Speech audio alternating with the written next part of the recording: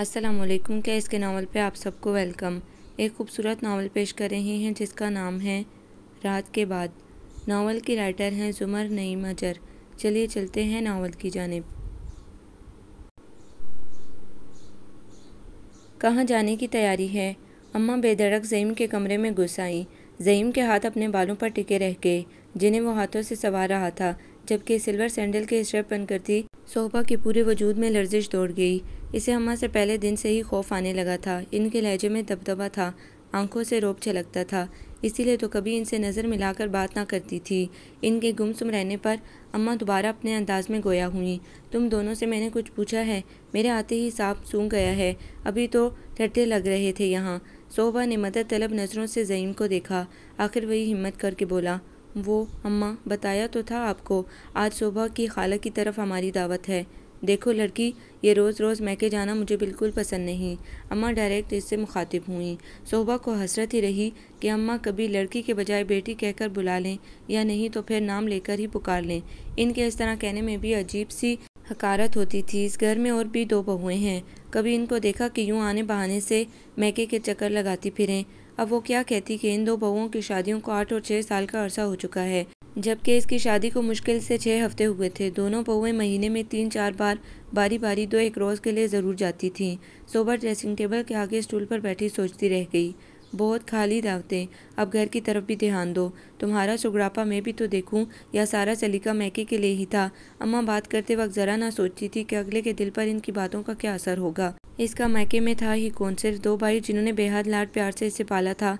आंसू इसकी पलकों से बह निकले। वो सर झुकाए बैठी रही। ज़ईम भी चुपचाप खड़ा था। अम्मा की किसी बात का जवाब इसके पास ना था। अम्मा अपने दिल की भड़ास निकालकर पलट गईं। फिर कुछ याद आने पर दरवाजे पर रुककर बोली, एक बात और कान खोलकर सुन लो। ये सरे शाम ही कमरे में घुसकर बैठना भी मुझे पसंद नहीं। बड़ा परा घर है, जवान बच्ची है, आइंदा मुझे कुछ कहने का मौका ना मिले। अम्मा सारे तीर चलाकर रुखसत हो गईं। अम्मा के मिजाज का तो उस रोज़ ही अंदाज़ा हो गया था जब वो इसे देखने आई थी। शादी के बाद भी 1.5 माह के अरसे में कभी इन्होंने मीठी नज़रों से नहीं देखा था। कभी अम्मा को इसके पहने कपड़े पसंद ना आते, कभी रंग, कभी कपड़ों का डिज़ाइन पुराना लगता। मेकअप इसने पहले कभी ना किया था। अब भी इसी ढंग से रहती तो अम्मा मातमी सूरत करार देती थी, और जो कभी लिपस्टिक लगाकर इन्हें खुश करने की कोशिश करती तो इन्हें दूसरी बहुओं के सादा चेहरे भाने लगते। गर्ज अम्मा इसकी हर बात, हर अमल में नुक्स निकालती। इसकी समझ में नहीं आता था कि अम्मा को कैसे खुश रखे। अम्मा तो ज़ईम का भी लिहाज ना करती थी, अपने ख्यालात का बरमला इजहार कर देती, और वो अम्मा के रवैयों, इनकी ज़ातियों की तलाफ़ी करने के बजाय उल्टा इसे अम्मा को खुश करने की तरकीब दिया करता। सोहबा चुपचाप दोनों की बातें सुनती और एक हरफ शिकवा भी ज़ुबान से अदा ना करती। अभी वो अम्मा के जाते ही सोहबा पर जड़ दौड़ा। तुमसे अम्मा को खुश नहीं किया जाता? जोहरा भाभी और नगीन भाभी कैसे 1 मिनट में अम्मा को सेट कर लेती हैं, और तुम हो के मुंह लटका कर बैठी रहती हो। मुझे अम्मा की नाराज़गी का भी तो पता हो। जाने किस बात पर वो मुझसे खफा हैं। मुझसे कोई गुस्ताखी हो गई हो तो मैं पाँव पकड़कर माफ़ी मांग लूँ, मगर मालूम तो हो। वो बड़ी मासूमियत से आंखों में आंसू भरे इसे देखकर बोली तो ज़ईम को इसकी मासूमियत और आंसुओं पर प्यार आ गया। कुछ पसीज कर बोला, पता तो मुझे भी नहीं है कि अम्मा का रवैया तुमसे ऐसा क्यों है। खैर मैं मालूम कर लूँगा। तुम उठो, बाहर आओ। मैं अम्मा से इजाज़त लेता हूँ, आज तो जाना पड़ेगा। अलबत्ता आइंदा के प्रोग्राम कैंसिल कर देंगे, ठीक है? लेकिन मैं नहीं जाऊँगी अब, अम्मा जान ज़्यादा नाराज़ हो जाएं। अम्मा का खौफ इसकी नज़रों, इसके लहजे में उठ कर आया। ज़ईम ने पहली बार इसके खौफ को महसूस किया। तुम अम्मा से इस कदर डरती क्यों हो? वो दिल की बहुत अच्छी हैं, बस ज़रा कोई बात अपने दिल में नहीं रख सकती। जो महसूस करती हैं फ़ौरन कह देती हैं। तुम इनके करीब होने की कोशिश तो करो। ज़ईम ने हमेशा की तरह अम्मा को बचाकर बिला आखिर इसे ही मुर्द इल्ज़ाम ठहरा दिया। गोया वही अम्मा के करीब होने की कोशिश करना नहीं चाहती, या दूसरे मानों में वही अब तक खैरियत भरते हुए थी। इसकी बात पर दुख का एहसास मजीद गहरा हो गया, मगर इसने मजीद कुछ ना कहा और इसके हुक्म की तामील में चादर लेकर बाहर चल दी। वो अम्मा के घुटनों से लगा जाने क्या कह रहा था, कभी इनके पैरों पर हाथ रख रहा था, और अम्मा चुप सादे बैठी थी। इसी वक्त हमरा अपने कमरे से निकली। माँ और भाई को इस अंदाज में देखकर वो मामला समझ गई। बस अम्मा अब इजाज़त दे भी दें। भाई कह तो रहे हैं कि आइंदा कोई प्रोग्राम नहीं बनाएंगे आपकी इजाज़त के बगैर। लाडली हमरा की बात अम्मा टाल जाती, ये कैसे हो सकता था? जल्द आने के वादे के साथ इजाज़त मिल गई। हमरा ने भाभी को प्यार से थपकी दी। दूसरे दिन ही अम्मा ने इसे काम पर लगाने के लिए बावर्ची खाने की राह दिखाई। सारे लवाजमात अम्मा के फरमान थे। बिरयानी, कोरमा, कबाब, कोफ्ते, खीर, सलाद, पुदीने की चटनी वगैरह। दोपहर के बाद का तो सारा वक्त इसका किचन में गुजरा। हत्ता कि शाम को चाय भी इसने ही बनाकर सबको पेश की।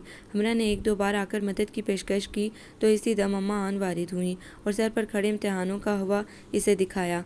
दोनों जेठानियों ने तो आकर झांका भी नहीं। अलबत्ता दोनों के 5 बच्चे वक्फे वक्फे से आकर इसे तंग करते रहे। किसी को पानी चाहिए होता, किसी का फीडर फिर से निकाल कर देना पड़ता, किसी को छोटी चाची पर लाड आ रहा है और गले में बाहें डालकर झूलने की कोशिश। बड़ी मुश्किल से बेला फुसलाकर इन्हें किचन से बाहर निकालती।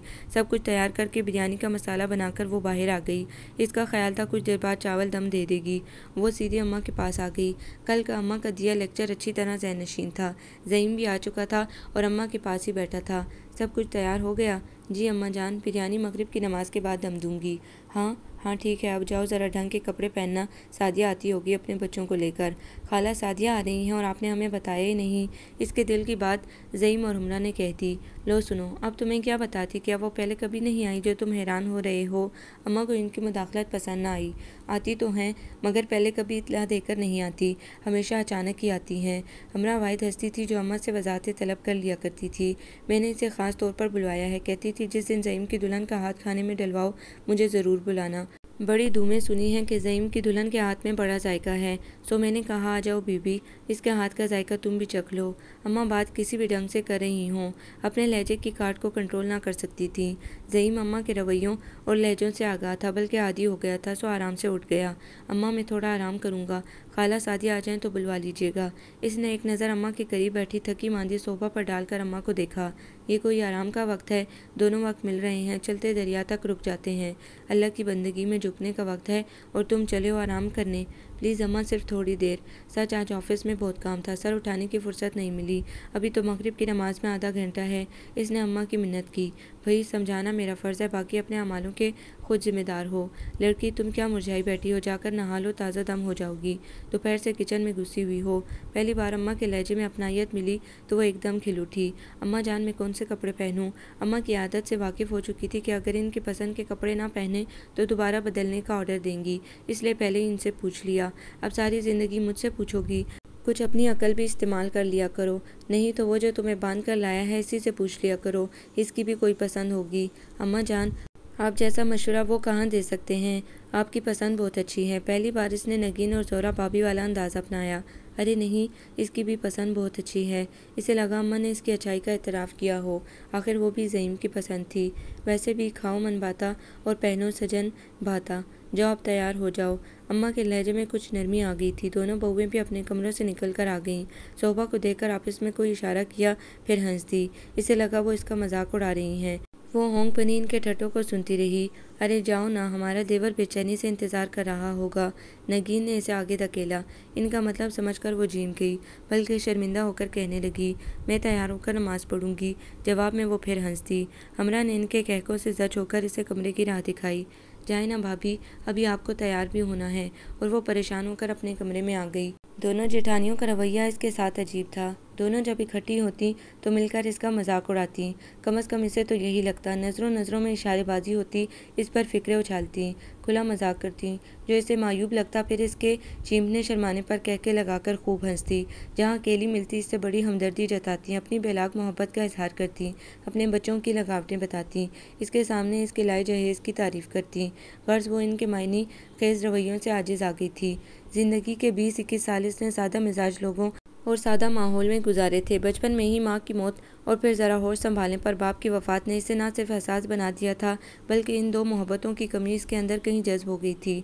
लाख भाइयों ने अपनी ज़िंदगी बुलाकर इसकी परवरिश की थी, मगर फिर भी वो इनकी ज़रा सी खफगी पर हरासा हो जाती, बात बात पर रो पड़ती थी। और अब शादी के बाद अपने हौसले और बर्दाश्त पर हैरान थी कि कैसे वो इनके रवैये सह रही है। ये रवैये से परेशान किए हुए थे। ज़ईम जैसे इसके इंतज़ार में था। इतनी सुस्त हो तुम, 10 मिनट में 10 सेकंड का रास्ता तय करके आई हो, क्या रास्ते में कुछ खो गया था? ज़ईम ने मजाक में कहा था, मगर वो सचमुच बौखला उठी। नहीं तो मेरा क्या खोना था, शक्ल तो ऐसी ही बना रखी है। क्या वाकई? इसने बेयकीनी से पूछा। तो और क्या, आईना देख लो या मैं दिखाऊं? इसकी शरारत समझकर वो खफगी से बोली। रहने दें, मैं खुद देख लूँगी अपनी बिगड़ी शक्ल। असर हो गया ना आखिर तुम पर भी दोनों भाभियों का। कि कैसा असर? यही बात बात पर नाराज़ होने वाला। मैं कब नाराज़ हुई हूँ? अच्छा, नाराज़ नहीं हो तो फिर इधर आओ। ज़हीम ने बेड पर पीछे खिसकते हुए इसके लिए अपने पहलू में जगह बनाई। अम्मा जान ने तैयार होने को कहा है, अभी मुझे कपड़े निकालने हैं और नमाज का वक्त भी करीब है। आप थके हुए हैं, आराम करें। शोभा ने इसकी पेशकश को नज़रअंदाज कर दिया। तुम नहीं थकी हुई, आप मुझे बातों में क्यों लगा रहे हैं? ज़रा सी भी देर हो गई तो अम्मा जान नाराज़ होंगी। इसके बाद पलटने पर ज़हीम इसे घूर कर रह गया। वो इसे नज़रअंदाज करती हुई ड्रेसिंग रूम से कपड़े निकाल लाई। ऑफ वाइट क्रिंकल जॉर्जेट के कुर्ते दुपट्टे पर ग्रीन कलर के दागों से बड़ी खूबसूरत कढ़ाई की हुई थी। इसने कपड़े ज़हीम के आगे लहराए। ये पहन लूँ? अम्मा से पूछना था, वो कह रही हैं आपसे पूछूं। अगर आपको कोई और पसंद है तो वो पहन लेती हूँ। वो वापस पलटने लगी, तभी ज़हीम ने इसकी लंबी चोटी पकड़कर खींची और वो झटके से इसी पर आ रही। दर्द और झंझलाहट से बुरा हाल हो गया। ये क्या हरकत थी? हरकत? कौन सी हरकत? मैंने कुछ नहीं किया भाई, बल्कि तुमने मेरी पसलियाँ तोड़ दी हैं। ज़रा संभल के चला करो। ज़हीम के शरीर मुस्कुराहट पर वो रूहानी हो गई। आप खुश होंगे जब अम्मा जान सब के सामने मुझे डांटेंगी। मैं क्या कह रहा हूँ? अच्छा, अब रोने ना बैठ जाना। जाओ चेंज करो, बस सास का ख्याल करना। शौहर बेचारा एक नज़र इल्तिफात के लिए तरसता रहे, तुम्हें क्या परवाह? ज़हीम ने मसनूई खफगी से कहा। वो इसकी खफगी तो बर्दाश्त कर सकती थी, मगर अम्मा जान की बातें नहीं। खामोशी से उठकर कपड़े प्रेस करने लगी। नहाकर कपड़े बदले, मगरिब की नमाज़ पढ़ी। वो इसी तरह रूठा रूठा लेटा रहा। नमाज के लिए उठाने की कोशिश भी की, मगर वो टस से मस न हुआ। मैं बाहर जा रही हूँ, किचन में थोड़ा सा काम है। मुझे क्यों बता रही हो? जाओ। आपके कपड़े पहले से प्रेस करके रखे हुए हैं, नहाकर बदल लें। खाला जान भी आने वाली हैं, या हो सकता है आ चुकी हों। मुझे भी पता है, यहाँ खड़ी बातें बना रही हो। अब अम्मा जान नाराज़ नहीं होंगी। वो पूरा खफा हो गया था। खुद ही तो कहते हैं कि अम्मा जान को खुश नहीं कर सकती हो। अब अगर इनकी मर्ज़ी पर चलूँ तो आप नाराज़ हो जाते हैं। आखिर बताएं मैं क्या करूँ? वो बेबसी से करीब आकर बैठ गई। वो फिर भी रूठा लेटा रहा। प्लीज़ ज़हीम उठे ना, मैं आपका ख्याल करती हूँ, तभी तो अम्मा जान को खुश करना चाहती हूँ। इसने इसके उलझे बालों को उंगलियों से सुलझाया। तो खुश हो गई अम्मा? आपके ताउन के बगैर मैं किसी को भी खुश नहीं कर सकती, हत्ता कि आपको भी नहीं। मुझे तो बड़ा खुश किया है तुमने इस 1.5 महीने में। ज़हीम नाराज़गी ख़त्म करके शरारत से हंस दिया। आप? शोभा इसकी शरारत पर झीम कर खड़ी हो गई। अच्छा, आप जाओ वरना अम्मा आ जाएंगी। वो मुतमईन होकर कमरे से बाहर आ गई। खाला सादिया अपनी दोनों बेटियों और एक बहू के साथ मौजूद थी। अम्मा ने नज़र भरकर इसे देखा। पहली बार इन्होंने इस पर कोई तनकीद नहीं की थी। इसके हाथ में वाकई जायका था। सबको इसका पकाया खाना पसंद आया और सभी ने खुले दिल से तारीफ़ की। अम्मा ने कुछ ना कहा, यही इसके लिए काफ़ी था। फिर तो अम्मा जान ने किचन इसके हवाले कर दिया। जब देखो शोभा किचन में मौजूद। ज़ोहरा भाभी के बच्चे स्कूल जाते थे, वो इनके कामों में मसरूफ़। नगीन भाभी की दोनों बेटियाँ छोटी चाची के गिर्द मंडलाती रहती। ज़ोहरा भाभी की गुड़िया भी चाची की वाला और शेदा कोई पोनी बनवाने आ रही है, किसी को गुड़िया का फ्रॉक सिलवाना है, किसी को होमवर्क चेक करवाना है। नगीन भाभी तो जैसे अपनी बेटियों की जिम्मेदारी भूल गई थी। जहाँ वो फारिग नज़र आई या ज़हीम का कोई काम करने लगी, वो आन मौजूद होती। शोभा, तुम ज़रा इन दोनों को खाना खिला दो, बड़ा तंग कर रही हैं। कहती हैं चाची से ही खाएंगी। तुमने जाने क्या मंतर फूंका है कि मुझे भूल गई हैं। वो नहायत चापलूसी से कहती। रात को इन्हें इसके कमरे में भेज देती। हम आज दुल्हन चाची के साथ सोएंगे और कहानी भी सुनेंगे। गुड़िया भी कहाँ पीछे रहती, वो भी आदमकती। वो प्यार से इन्हें इसके लिटाकर कहानी सुनाती। दोनों लड़के हसरत भरी निगाहों से दरवाजे से झांकते। शोभा को बेख्तियार इन पर भी प्यार आ जाता, इन्हें भी पकड़ लाती। और ज़हीम कभी झंझलाहट और कभी बेबसी से अंदर बाहर चकराता फिरता। जानता था कि अम्मा के लाडलों के लिए एक हर्फ एहतिजाज दोनों की ज़िंदगी अजीरन कर देगा। हमला ने कई बार बच्चों को बहला फुसलाकर अपने कमरे में बुलाना चाहा, मगर अम्मा ने डांट दिया और इसे इम्तिहानों की याद दिलाई। बच्चों की माएँ जो पहले इनको सुलाने में अपनी नींदें कुर्बान कर दिया करती थी, अब डांट से अपनी नींदें पूरी करती। और बेचारा ज़हीम आधी रात को बच्चे उठा कर इनके कमरों में सुलाता फिरता। अम्मा का रवैया पहले से काफ़ी अच्छा हो गया था। सबका काम करती शोभा इन्हें कैसे खटक सकती थी। दोनों जेठानियाँ अपने आप में मगन थी, ना काम ना काज। इसे ही अपनी निगरानी में मासी से काम करवाना पड़ता। किचन भी वही संभालती। अपने और ज़हीम के कपड़ों के अलावा अम्मा और हमरा के कपड़ों का भी ध्यान रखना पड़ता। ज़हीम इसकी मसरूफियात देख कर सुलगता रहता। रात का वक्त जो अपना था, इसमें भी बच्चों की मुदाखलत होती। वो अक्सर चिढ़कर कहता, मुझे अगर पता होता कि शादी के बाद ये हाल होना है तो कभी शादी ना करता। हनीमून का वक्त हमारा है और मना इन बच्चों की माएँ रही हैं। शोभा झीम कर हंस देती, कभी इससे चुप करवाती। किसी ने सुन लिया तो क्या कहेंगे? यहाँ कौन सुनेगा? और वैसे भी यहाँ अम्मा समेत सभी अपने कान और आंखें बंद किए हुए हैं। वो झंझलाकर अपना तकिया उठाकर किसी न किसी तरह सोफे पर सोने की कोशिश करता। बेड पर बच्चों का कब्जा जो होता। दूसरी तरफ अम्मा रोज़ पूछती, तुम्हारा आपस में झगड़ा हुआ है क्या? नहीं तो अम्मा जान, वो मासूमियत से इनकार करती। तो ये इस कदर जंजलाया हुआ क्यों रहने लगा है? अम्मा को ख़ास दिलचस्पी थी। ऑफिस में काम ज़्यादा है, बस थकन है और कोई बात नहीं। वो एक दिन सुनता हुआ आ गया और अम्मा के खदशे दूर किए, मगर अपनी झंझलाहट ना मिटा सका। बात बात पर सोबत से उलझ पड़ता। वो खामोशी से सुने जाती। क्या कहती? अम्मा को किसी काम के लिए मना करना या घर की रूटीन बदलना इसके बस की बात नहीं थी। अम्मा दूरबीन निगाहों से इनका जायज़ा लेती रहती। एक सुबह वो जच होकर बोला, खुदा के लिए सोबा, कुछ दिन मैके रहने चली जाओ। मैं इस रूटीन से तंग आ गया हूँ। तुम्हारे पास मेरे लिए ज़रा सा भी वक्त होता है? वो इसके 3-4 बार पुकारने पर किचन छोड़कर इसको दूसरी शर्ट देने आई थी, जो पहले प्रेस करके रखी थी। वो इसको पसंद नहीं आई थी। मगर अम्मा जान, इसने बहुजलत बिखरी चीज़ें समेटते हुए पूछा। शर्ट तो वो इसे प्रेस करके दे चुकी थी और वो पहनकर तैयार खड़ा था। इसे जल्दी में देख कर ही कुड़कर इसे अपने मैके जाने का मशवरा दे रहा था। कितने दिन तो हो गए हैं तुम्हें इधर गए हुए, अब क्या कहेंगी अम्मा?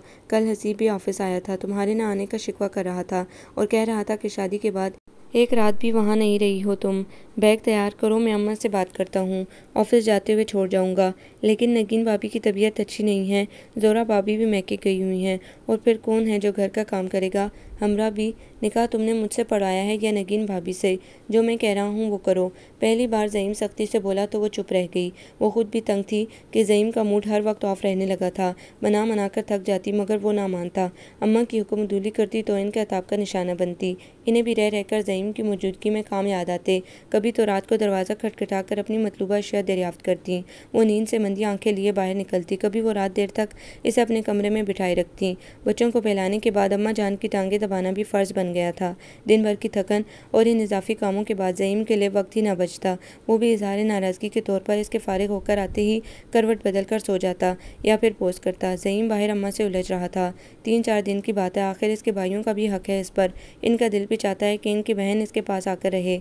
मेरा घर तितर बितर हो जाएगा। ज़ोरा घर पर नहीं, नगीन खैर से उम्मीद से है। इसकी तबीयत सुस्त रहती है। अपने ही वक्त पर काम ना आए तो फ़ायदा अपनों का। कल कलां को तुम्हारी बीवी पर भी यह वक्त आना है। आखिर यही संभालेगी। इसका कौन सा मैका भरा पड़ा है जो आकर मुश्किल कटा देगा? और तुम ये सीख सिकाइयों में आने वाले कब से बन गए? अम्मा ने इसे आते देखकर तीर छोड़ा। नगीन भी मसनूई मजलूमियत लिए आ गई अम्मा को भड़काने। जाने देना अम्मा, मैं कर लूँगी सब। न जाने कितना दिल चाह रहा होगा इसका। हाय हाय, कैसे कर लोगी बच्ची? इस हालत में कुछ ऊंच नीच हो गई तो लेने के देने पड़ जाएंगे। अम्मा के लहजे में नगीन के लिए मोहब्बत आ समाई। अगले लम्हे इनका लहजा कड़वा कसीला हो गया। और मैं मना कब कर रही हूँ?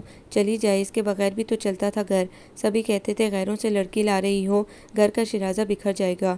मैं क्या बताती कि अपनी मुर्गी ख़राब जो बाहर अंडा देती फिरती है। देखा नहीं था सालिया नन की बेटी में क्या क्या नुक्स निकाले थे। खाना पीना छोड़ दिया था, घर से निकल खड़ा हुआ था। मेरी अकल पर पर्दे पड़ गए थे जो इसकी बातों में आ गई। माँ हूँ ना, औलाद का दुख कैसे देख सकती हूँ? और ये औलाद है जिसे माँ की नाफरमानी का डर नहीं। अम्मा नॉन स्टॉप शुरू थी। ज़ईम इनके फसीहतें सुनकर गुस्से में खड़ा खोल रहा था और वो अम्मा के इंकशाफात सुनकर रूहानसी हो रही थी। अम्मा जान, मैं कहीं नहीं जा रही हूँ, आप चुप हो जाएं प्लीज़। सोबा ने बढ़कर अम्मा के घुटने पकड़े। अम्मा जान की नाराज़गी इससे कभी बर्दाश्त नहीं होती थी। अम्मा ने झटके से अपने घुटने पीछे किए। लड़की, मुझसे बात ना करो, पहले अपने सगे को सिखा लाई, अब बोली बन रही हो। जाओ मैके को ही आबाद करो। मैं सच कह रही हूँ अम्मा जान, मेरे जहन में तो ख्याल भी नहीं आया था जाने का। इन्हीं की मर्ज़ी थी, इन्होंने ही कहा था। आप नाराज़ ना हो, मैं कभी इधर जाने का भी नाम ना लूँगी। इसकी आवाज़ भर आ गई और फिर एक नज़र ज़ईम को देखा जो आग लगाकर खड़ा तमाशा देख रहा था। इसका ख्याल था इस तरह अम्मा का गुस्सा ठंडा हो जाएगा। अम्मा का गुस्सा तो ठंडा क्या होता। ज़ईम ने ही इसे गज़बनाक नज़रों से घूरते हुए कहा, जहन्नुम में जाओ तुम। ज़ईम पाँव पटकता हुआ बाहर निकल गया। फितना फैलाकर अब तस्वीर बहाने की ज़रूरत नहीं। वैसे भी मुझे अपने घर में ये नहुसत पसंद नहीं। अम्मा जान ने इसका जिगर छलनी करके खुद वहाँ से उठ गई। अरे बच्ची, चलो अंदर, यहाँ अपनी जान खपाओगी क्या? अम्मा जान नगीन का बाजू पकड़कर इसके कमरे में ले गई और वो अश्क पहुँचती अपने कमरे में आ गई। अम्मा जान पहले रोज़ से इसके गैर होने का ढिंडोरा पिटती रही थी। ज़ईम ने अगर इसे पसंद कर लिया था तो ये इसका जुर्म नहीं था। इसे तो खबर भी नहीं थी कि भाइयों का दोस्त बनकर आने वाला अपने दिल में इसके लिए खूबसूरत जज्बे रखता है। वो तो इस राह से अनजान ही थी। सीधी सादी ज़िंदगी गुजार रही थी, ना जज्बे ना उमंगे, बस भाइयों की मोहब्बत दिल में बसाए वो सारी दुनिया से लापरवाह थी। फिर न जाने कैसे अचानक ज़ईम ने तमाम हुदूद फलांग कर इस तक रसाई हासिल कर ली। जाने कैसे इसके भाइयों को शीशे में उतारा, इसे इसकी भी खबर ना थी। और बिला आखिर अपने घर में सब मामला तय करके इसे ले उड़ा। ये तो बाद में मालूम हुआ कि अम्मा जान की शदीद मुखालफत के बावजूद वो अपने मौक़िफ़ पर अड़ा रहा था। भूख हड़ताल, खुदकुशी की धमकियाँ, घर छोड़ने की कोशिश। हमरा और ज़ईम अम्मा के लाडले थे और इन्हीं के आगे वो हथियार डालती थी। मगर शादी वाली ज़िद के बाद से अम्मा के दिल से इसके लाड उतर गए थे। इन्हें बड़ा क्लिक था कि ज़ईम ने दोनों बेटों की तरह इनके आगे सर क्यों नहीं झुकाया। एक देवर की बेटी, दूसरी भाई की। अब दोनों इनके आंखों का तारा थी। जो अहमियत इनकी थी वो सोबा को किसी और नहीं मिल सकती थी, क्योंकि वो इनके ख़ानदान की ना थी और इनके बेटे की पसंद थी। सारा दिन अम्मा का मूड ख़राब रहा। वो किसी न किसी बहाने अम्मा से मुखातिब होती रही कि शायद इसी तरह इनका गुस्सा कम हो जाए। इसकी सोच, इसका नज़रिया था कि जहाँ ज़िंदगी भर रहना है वहाँ लड़ाई कैसी, नखरा कैसा, आखिर छोटी होने के नाते इसे ही झुकना है तो तू तकार क्यों। दोपहर को बड़ी मुश्किल से अम्मा जान को खाना खिलाया। नगीन भाभी की मिन्नत समाजत की कि अम्मा को समझाएं। नगीन बच्ची, इससे कह दो कि मुझसे कलाम ना करे और ना मुझे अपनी शक्ल दिखाए। वो दिल बर्दाश्ता होकर हमरा को ले आई, जो अभी पेपर देकर लौटी थी। अम्मा, आपको क्या हुआ है? आपकी नाराज़गी भाभी से या भाई से होगी, खाने से कैसी नाराज़गी? हमरा, तुम बीच में मत पड़ो। बस मुझे इसके हाथ का पक्का कुछ नहीं खाना। इससे कह दो मेरी नज़रों से दूर चली जाए, वरना। अम्मा ने गुस्से में खाने की ट्रे अपने आगे से परे खिसकाई। अम्मा जान, मैं कहाँ जाऊँगी आपके सिवा? अब मेरा कौन है? जो कुछ भी कहा है वो इन्होंने कहा है। मैं तो पहले ही इन्हें मना कर चुकी थी, फिर भी आपके पाँव पकड़कर माफ़ी मांगने को तैयार हूँ। प्लीज़ आप खाना तो खाएं ना, आइंदा मुझसे कोई शिकायत नहीं होगी। भाभी ठीक कह रही हैं, आप भाई से नाराज़ हैं ना? भाभी का क्या कसूर है? देखिए अम्मा, अगर आपने खाना नहीं खाया तो मैं भी नहीं खाऊंगी। सारे फसाद की जड़ यही है। अम्मा को ज़रा भी अपने रवैये का मलाल नहीं था। भूल जाए ना पिछली बातें, आइंदा आपको शिकायत नहीं होगी। भाभी, आप भी अम्मा का ध्यान रखा करें ना, और भाई को भी कंट्रोल करें। इन्हें होता क्या जा रहा है, पहले तो ऐसे नहीं थे। इसने अम्मा को राम करने के लिए लहजे में अम्मा की हिमायत भरी, फिर सोबा को आंख से इशारा किया कि खाना आके रख दे, फिर खुद ही निवाले बना बनाकर अम्मा को खिलाती रही। अम्मा से फारिग होकर वो भाभी के पास आ गई। एक यही हस्ती इसकी सच्ची हमदर्द और गमसार थी। यकीनन आपने भी सुबह से कुछ नहीं खाया होगा। जल्दी से मेरे और अपने लिए खाना लाएं, मुझे सख्त भूख लगी है। मुझे भूख नहीं है हमरा। अरे कैसे नहीं है? आपकी इकलौती नंद आपसे कह रही है, सोच लें वरना भाई से शिकायत लगाऊंगी। क्या कहा था इन्होंने पहले दिन, याद है ना? हमरा की कोई बात नहीं टालनी। फिर अब चलें, उठे फ़ौरन। वो इसका दिल तोड़ना नहीं चाहती थी, तो खाना निकाल कर ले आई। हमरा, अम्मा जान, अब तुम मुझसे नाराज़ नहीं है ना? भाभी, अम्मा का गुस्सा वक्ती होता है, आप दिल पर ना लें। और फिर आप तो इतनी अच्छी हैं कि आपसे कोई नाराज़ रह ही नहीं सकता। मगर अम्मा जान तो रहती है ना, वो आपसे नहीं भाई से नाराज़ रहती हैं। इन्होंने जो इनकी पसंद को ठुकराकर आपको मुंतखब किया। आपको शायद इल्म हो, हमारे ख़ानदान में गैरों में शादियाँ नहीं होती। सिर्फ ज़ईम भाई ही वो हस्ती हैं जिन्होंने ये रिवायत तोड़ी है। अम्मा को इसी बात का दुख है। इसमें मेरा तो कोई कसूर नहीं है। मेरे नसीब में यहाँ आना लिखा था। अगर इधर से रिश्ता ना जाता तो मैं ज़बरदस्ती थोड़ी इधर आ जाती। सोबा बेहद मखमूम थी। मैं सब समझती हूँ, मगर अम्मा नहीं समझती। अम्मा बहुत अच्छी हैं, बस लोगों की बातें इन्हें बदज़न कर देती हैं। आप फ़िक्र ना करें, आपका हुस्न सलूक देकर इंशाल्लाह अम्मा आपको नगीन भाभी और ज़ोहरा भाभी जितनी अहमियत देंगी। बस आप हौसला ना हारें। हमरा बड़े रसान से दोस्ताना अंदाज में से समझाती रही। इसकी बातों से वो भी अपने अंदर एक तवानाई सी उतरती महसूस कर रही थी। हमरा ठीक कह रही थी, लोगों की बातें बड़ों बड़ों को ज़ेक कर देती हैं। जब भी ख़ानदान का कोई फ़र्द आता, ख़ास तौर पर इसको बुलवा कर देखता और फिर अम्मा से अजीब से अंदाज से पूछता, यही है तुम्हारी बहू जिसे तुम गैरों से ब्याह कर लाई हो? या फिर नखूद से कहते, ये है ज़ईम की दुल्हन, इसी ने इसे दीवाना बना दिया था। सबकी बातों का मफ़हूम एक जैसा होता, इसके लिए गैर ख़ानदान का होना ताना बन गया था। अम्मा के फेंके गए तीरों के बाद ये नश्तर मज़ीद इसके ज़ख़म छेड़ डालते। शाम तक अम्मा का रवैया कुछ ठीक हो गया था। नगीन की तबीयत कुछ ठीक नहीं थी, इसीलिए इसकी बच्चियों ने इसके गिर्द घेरा डाले रखा। अम्मा भतीजी के सराहने बैठी इसे तसल्लियाँ देती रही, इसके लाड उठाती रही थी और सोहबा इनकी देखभाल में मसरूफ़। उस दिन मामूल के ख़िलाफ़ ज़ईम दोनों भाइयों के बाद काफ़ी देर से घर आया। अम्मा इसका यह अंदाज़ देखकर हैरान हुई। ना चाय पी, ना खाना खाया, आते ही कमरे में घुस गया। अम्मा औलाद को बिला ज़रूरत घर से बाहर रहने की इजाज़त नहीं देती थी। फ़ौरन इसके सर पर पहुंच गई। कहाँ रहे इतनी देर और खाना क्यों नहीं खाया? अम्मा, एक दोस्त की तरफ चला गया था, उसी ने ज़बरदस्ती रोक लिया और खाना खाए बगैर आने ही नहीं दिया। पहले कहाँ था ये दोस्त? अम्मा औलाद की रग रग से वाकिफ़ थी। अगर ये सुबह का गुस्सा दिखा रहे हो तो मुझे कोई फ़र्क नहीं पड़ता। तुम जानो और तुम्हारी बीवी खुद अपने मामलात संभालते रहो, मगर मेरे घर में ये चोंचले नहीं चलेंगे। अल्लाह रखे तुम्हारी ससुराल वहाँ बहुत जगह होगी, सर आंखों पर बिठा लेगी, तुम्हारी नखरे भी सह लेगी। मैं अब ये नखरे बर्दाश्त नहीं करूँगी। अम्मा सख्त बरहम थी। अम्मा, मुझसे झगड़ा किस बात का है? मैं जानता हूँ सारी गलती सोबा की है और मुझे आपसे क्या गुस्सा हो सकता है? ये मेरा भी तो घर है, मैं क्यों अपना घर छोड़कर गैरों में रहूँ? प्लीज़ अम्मा, आप मेरी तरफ से अपना दिल साफ़ कर लें, आइंदा आपको मुझसे कोई शिकायत ना होगी। अंदर आती सोबा ने इसके लहजे में हद दर्जा नाराज़गी महसूस की। अम्मा बेटे के सर नुगु होने पर खिल उठी। अम्मा सदके माँ के दिल में औलाद की तरफ से कभी मैल नहीं आता। मुझे तो तेरे बदल जाने का दुख था। अम्मा अपनी गोद में रखे इसके सर पर प्यार से हाथ फेरते हुए बोली। मैं ही पागल था अम्मा। आप शोभा को भेजें या ना भेजें यह अब आपका मसला है, आप जो मर्जी करें, मैं कभी कुछ नहीं कहूँगा। शोभा जो इसके लिए दूध लेकर आई थी, माँ बेटे की गुफ्तगू सुनकर शशदर रह गई। ज़हीम चंद घंटों में बदल गया था। बिना किसी कसूर के इसे सज़ा देने का फैसला कर लिया था। वही तो था जिसकी खातिर, जिसकी मोहब्बत में वो अम्मा की सुलगती बातें बर्दाश्त करती थी। अब वही वो दिल महसूस कर आगे बढ़ी। ये दूध पी लीजिए, कमज़ोर से लहजे में कहा। मुझे नहीं चाहिए। शोभा को इसकी नाराज़गी की वजह बिल्कुल समझ में न आई। पहले अम्मा की नाराज़गी और अब ये अम्मा की मौजूदगी कभी ख्याल नहीं था। चल उठ, क्यों नहीं पीना, बरसों पुरानी आदत है, तुझे नींद कैसे आएगी। अम्मा के इसरार पर वो उठ बैठा। नगीन को भी दूध दे आना था। जी अम्मा जान, दे आई हूँ। इसने हाथ बढ़ाकर खाली गिलास पकड़ना चाहा मगर इसने गिलास साइड टेबल पर रख दिया। इसे अम्मा के सामने सुबकी महसूस हुई। और बच्चियाँ? जी इन्हें भी सुला दिया है। अब आराम करो बेटा, मैं भी चलूँ, सुबह नमाज के लिए उठना है। अम्मा ज़हीम पर अपनी मोहब्बत लौटाकर चली गईं और वो इधर उधर बिखरी चीज़ों को समेटने लगी। ज़हीम हनूज नाराज़गी का मज़हर बना आंखों पर हाथ रखकर लेटा रहा। वो भी खामोशी से काम में मसरूफ़ रही। ज़हीम के सुबह के लिए कपड़े प्रेस करके हैंगर किए। कमरे में पहली बार दोनों की मौजूदगी में इस कदर सन्नाटा था। वो इसको इस तरह लेटा देखकर कुड़ कर रह गई। ये अच्छी रही। ज़ख़म भी मुझे लगे, मरहम भी मैं ही बनूं। आंखों में इसकी बेतनाई से आंसू आ गए, जिन्हें अंदर उतारने के लिए इसने सोफे पर बैठना ज़्यादा मुनासिब समझा, मगर फिर भी कई आंसू दबे पाँव बाहर निकल आए। तभी ज़हीम ने इस पर तकिया उछाला। रोने का प्रोग्राम कहीं और जाकर पूरा करो, मेरी नींद ख़राब मत करो, और ये लाइट भी बुझाओ। आवाज़ में बेरुखी और तुरशी थी। वो चौंक कर हाथ से आंसू साफ करने लगी। इसने उठकर सब्र तहम्मुल से लाइट ऑफ की और बेड पर आ गई, मगर न जाने क्या हुआ, इसके बैठते ही जैसे ज़हीम को करंट लगा और वो फ़ौरन बिस्तर पर उठ बैठा। उठो यहाँ से। शोभा ने बेयकीनी से देखा। मैंने क्या कहा है, सुनाई नहीं दिया। शोभा होंग बनी से देखी गई। इसे यकीन ही नहीं आ रहा था। उठो यहाँ से। इसने लफ्ज़ चबाते हुए शोभा को बाजू से पकड़कर बेड से उतरने के लिए कहा। इसकी आंखों में शदीद चुभन होने लगी। ज़हीम का रवैया पहली बार ऐसा हुआ था। मेरा कसूर क्या है? आखिर वो ज़ब्त करके बोल उठी। सारा कसूर मेरा है, मैं ही बुरा हूँ। जाओ जाकर अम्मा को सफाई पेश करो अपनी अच्छाई की। इसे सुबह का गुस्सा था, हालांकि इसने कुछ ना कहा था, खुद ही इसको घर जाने पर उकसा रहा था।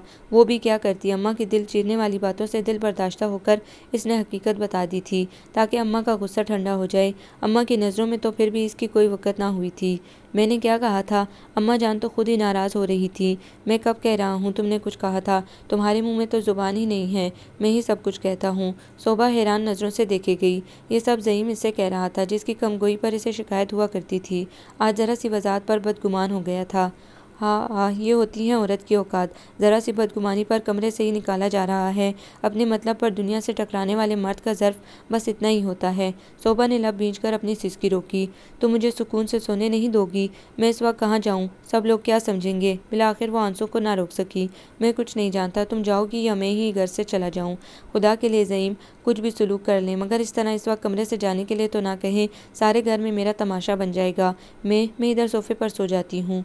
तुम क्या समझती हो, तुम्हारे ये आंसू अब मुझ पर असर करेंगे? तुम जाओ अपने चहीतों के पास, उनसे लाड प्यार जताओ। तुम्हें मेरी परवाह नहीं है तो मैं तुम्हारी परवाह क्यों करूं? वो गुस्से में मजीद लाल हो गया। इनसे लाड प्यार भी तो आपकी वजह से ही है, वरना मैं कुछ नहीं सुनना चाहता। अजाब बन गई है मेरी ज़िंदगी तुमसे शादी करके। सुबह शिकायत, शाम को इल्ज़ाम, एक लम्हे का सुकून नहीं मिला मुझे। मैंने कह दिया है मैं अब तुम्हें एक मिनट भी बर्दाश्त नहीं कर सकता। ज़हीम तो जैसे बिल्कुल ही बदल गया था। वो अब एक खालिस मर्द था, खुद गर्ज, ज़िद्दी और अनापरस्त। शोभा इसके लबो लहजे पर साकित हो गई। इतनी जल्दी इसकी मोहब्बत का खुमार उतर गया था। वो मुंह पर हाथ रखती, सिसकियाँ रोकती, बाहर निकलकर सीधी लॉन में आ गई। बड़ी मुश्किल से खुद को संभाला। रात का वक्त था और इसकी सिसकियाँ गूंज रही थी। यह एहसास होते ही इसने अपनी उभरती सिसकियों को रोका और चेहरा घुटनों में छुपा लिया। जाने कितना वक्त गुजर गया था इससे बैठे हुए, जब अचानक कोई इसके सर पर आ खड़ा हुआ था। आहट पर वो हिरासा हो उठी। कब, कौन है? लहजे की लड़खड़ाहट कोशिश के बावजूद ना रोक पाई। भाभी, आप इस वक्त यहाँ? हमला की हैरान मुतजस्सिस आवाज़ पर इसे कुछ हौसला हुआ। उठते तूफान को इसने आगे आने से रोका। हाँ, वो मेरी तबीयत कुछ अच्छी नहीं है। अंदर दिल घबरा रहा था। मगर तुम क्या कर रही हो यहाँ? इसने अपने तय माकूल सा बहाना बनाया। पढ़ते पढ़ते थक गई थी, सोचा ताज़ा हवा में कुछ देर टहल लूँ। आपकी तबीयत ज़्यादा ख़राब है तो डॉक्टर के पास चली जाती। मैं भाई को बुलाती हूँ। शोभा ने अंदर मुड़ती हमरा को पकड़कर रोका। प्लीज़ हमरा, इन्हें ना बुलाओ। दबी दबी सिसके आंखें खारिज हो ही गई। हमरा फ़ौरन पलटी। आप रो रही हैं भाभी, क्या बात है? भाई ने कुछ कहा है? शोभा ने दुपट्टे से चेहरा साफ किया। चांद की रोशनी में इसकी सूजी आंखें साफ नजर आ रही थी।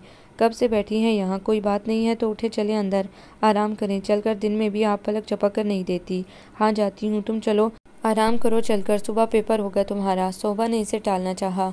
हाँ पेपर तो है मेरा, मगर मुझे लगता है आप कुछ छुपा रही हैं। कोई बात हुई ज़रूर है। हमरा इसके करीब बैठकर कुरेदने लगी। क्या बात होगी?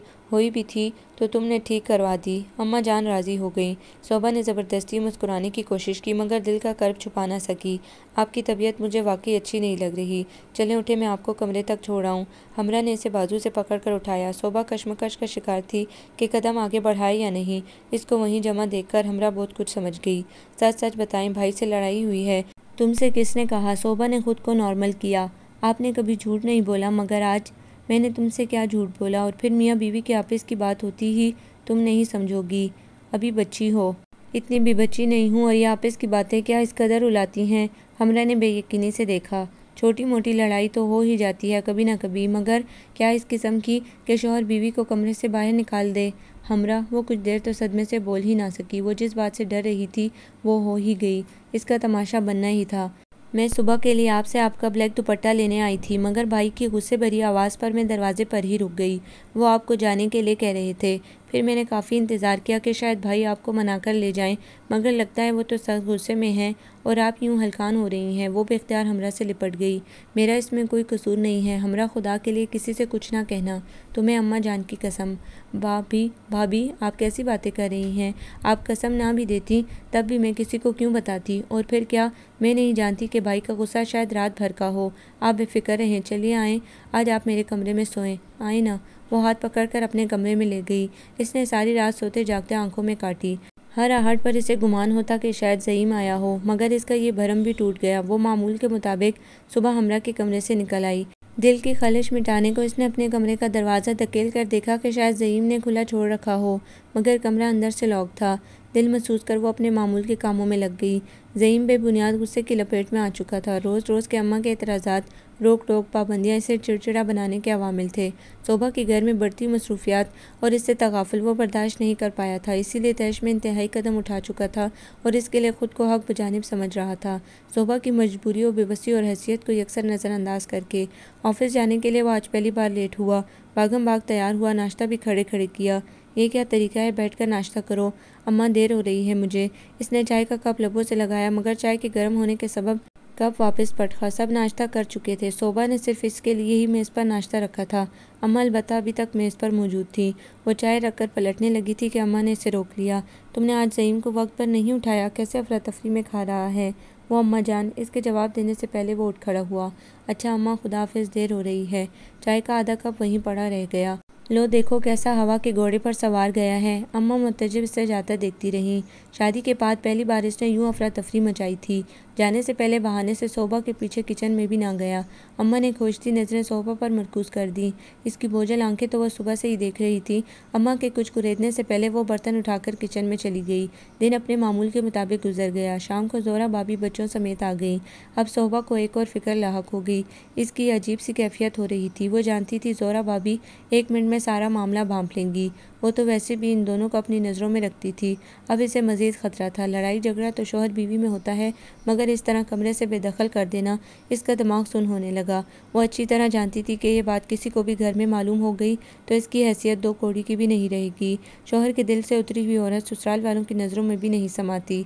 ज़ोहरा भाभी ने वाकई इसकी परेशानी भांप कर जता भी दिया। तुम कुछ परेशान हो शोभा?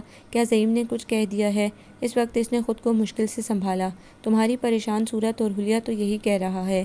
ज़ोहरा भाभी की मुस्कुराहट में रत्ती भर फ़र्क ना आया। बस ऐसे ही आज मेरी तबीयत घबरा रही है। गर्मी भी तो आज हद से ज़्यादा है। इसने खूबसूरती से बात पलटना चाहिए, मगर वो भी कहाँ पीछे रहने वाली थी। फ़ौरन इसकी बात पकड़ ली। सारा घर तो एयर कंडीशनड है और फिर तुम्हारे कमरे में तो अभी नया ही एसी लगा है। कहीं ज़ईम ने तो कोई गर्मी नहीं दिखा दी? आप तो बस ऐसे ही। इसने वहाँ से उठने में ही आफियत जानी। रात को एक बार फिर मनाने के इरादे से कमरे की तरफ आई, मगर दरवाज़ा सुबह की तरह अंदर से लॉक था। कुछ देर इसका हाथ हैंडल पर ही धरा रह गया। दर्द की लहरें इसके दिल में मौजन हो गईं। कुछ मचल कर आंसुओं की सूरत बाहर आ गई। हमरा एक बार फिर इसकी मदद को आई। प्लीज़ भाभी आप आएँ मेरे साथ। वो इसे घसीट कर ले गई। यहाँ बैठे। बेड पर बिठाकर पानी का गिलास इसे थमाया। शोभा ने दुख से इसे देखा। परेशानी में पानी पीने से तबीयत का बोझलपन कदरे कम हो जाता है। हमरा ने अपना फ़लसफ़ा झाड़ा। वो खामोशी से पी गई। साथ में पलकों तक आए आंसुओं को भी वापस अंदर उतारा। अब बताएं भाई के गुस्से की और क्या वजह है? आपसे इस कदर नाराज़गी इतनी मामूली सी बात पर? बात कुछ समझ में नहीं आती। रियली हमरा वही बात है, मुझे झूठ बोलने की क्या ज़रूरत है? वो फिर रोहानसी हो गई। टेक इट ईज़ी भाभी, रिलैक्स प्लीज़, रोने की बात नहीं है। गलती भाई की है, जब इन्हें एहसास हो जाएगा तो मना लेंगी। देखिएगा 1-2 रोज़ में इनका गुस्सा गायब हो चुका होगा। आप अगर इजाज़त दें तो अभी मैं इन्हें ये एहसास दिला सकती हूँ। हमरा ने इसे पुरयकीन नज़रों से देखा। नहीं हमरा, मैं नहीं चाहती कि इन्हें खबर हो कि इनकी नाराज़गी से कोई और भी वाकिफ़ है। और फिर तुम्हारे एहसास दिलाने से क्या होगा जब वो ख़ुद को हक बजानिब समझ रहे हैं। मैं कोशिश कर तो चुकी हूँ मगर वो कोई बात सुनने के रवादार ही नहीं। अम्मा को बता दें तो अम्मा 1 मिनट में भाई को सीधा कर दें। नहीं नहीं हमरा, मेरी क्या इज़्ज़त रह जाएगी, मैं सबकी नज़रों में गिर जाऊंगी। शौहर की ज़रा सी बेइतनाई औरत को इसके असल मकाम से गिरा देती है। खुदा के लिए तुम किसी से कुछ ना कहो, मुझे मेरे हाल पर छोड़ दो। आखिर कब तक नाराज़ रहेंगे? इसने खुद को तसल्ली देने वाले अंदाज में हमरा को समझाया। भाभी, भाई से मुझे इस किस्म के सलूक की तवक्का नहीं थी। अपनी गलती होने के बावजूद इन्होंने ज़रा सी बात को आना का मसला बना लिया है। आप बस यहाँ रहें जब तक कि भाई आपको मना नहीं लेते। मैं सुबह ही किसी तरकीब से आपको अपने कमरे में रखने का ऐलान करती हूँ। आप अब बेफिक्र होकर सोएं। और एक बात जहन में रखें, भाई के आगे पीछे फिरने की अब ज़रूरत नहीं है, वरना वो मज़ीद फैल जाएंगे। इन्होंने खुद को समझा क्या है? रियली मुझे बेहद दुख हुआ है इनके रवैये पर। इतना पढ़ने लिखने का फ़ायदा? वो एक बार फिर सिसक उठी। हमरा किसी बहन, किसी सहेली की तरह इसकी दिलजोई करने लगी। भाभी प्लीज़ चुप हो जाएं। आप जब सबसे छुपाना चाहती हैं तो ख़ुद को संभालें, वरना सबको खबर हो जाएगी। आप अपने आप को नॉर्मल रखें। जब भाई आराम और सुकून से सोते हैं, इन्हें कोई परवाह नहीं है, तो आप क्यों परवाह करती हैं? आप रोती रहें तो मैं परेशान रहूँगी। आप चाहती हैं कि मैं फ़ेल हो जाऊँ? खुदा न करे हमरा, अल्लाह तुम्हें कामयाबी दे। तुम बेफिक्र होकर पढ़ो, मैं ठीक हूँ बिल्कुल। शोभा ने अपने आंसू पोंछकर इसे तसल्ली दी। हमरा भी हौसला अफजा मुस्कुराहट के साथ किताब लेकर बैठ गई। अगले दिन हमरा पेपर देकर लौटी तो आते ही अम्मा की गोद में सर रखकर लेट गई। इकलौती बेटी के बेरौनक चेहरे पर अम्मा ने पुरतशवीश निगाह डाली और किचन में काम करती शोभा को आवाज़ देकर इसके लिए बादाम का शरबत लाने का कहा। मैं नहीं पीऊँगी, इसने अम्मा को लाड दिखाए। क्यों नहीं पियोगी? शक्ल देखो ज़रा, फिटकार बरस रही है। 2 पर्चे हुए हैं अभी और तुम निडाल हो रही हो। आपको मेरा कौन सा ख्याल है? कितनी बार कहा है कि मेरे कमरे में आ जाएं, रात को जाकर पढ़ना होता है और अकेले जागते डर भी इतना लगता है। अजीबो गरीब आसिफी ख्यालात जहन में आते हैं। इसने अम्मा को खौफजदा करने की कोशिश की थी। खुदा की पनाह हमरा, 5 वक्त कलमा हक अदा होता है इस घर में। यहाँ सेब का क्या काम? फिर मैं कैसे तेरे कमरे में आ जाऊँ? रात को कितनी बार उठना होता है? तेरी पढ़ाई ख़राब होगी। मुझे पता है आप यही कहेंगी, मगर आप बताएं ना, मैं क्या करूं? मैं अकेली नहीं पढ़ सकती।